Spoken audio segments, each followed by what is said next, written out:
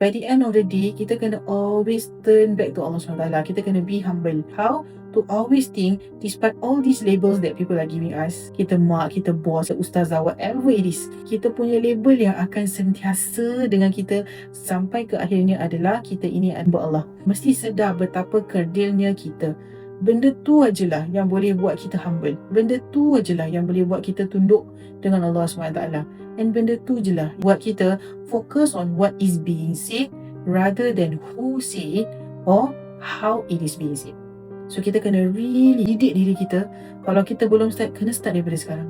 Kalau tak, kita akan miss a lot of things. A lot of misunderstandings, a lot of fights, a lot of arguments happen because we do not get the message. Tak boleh terima lah our pride and ego. And all this comes from arrogance. And arrogance is part of the disease of the heart yang menggelapkan, menutup hati kita daripada mendapat kebenaran.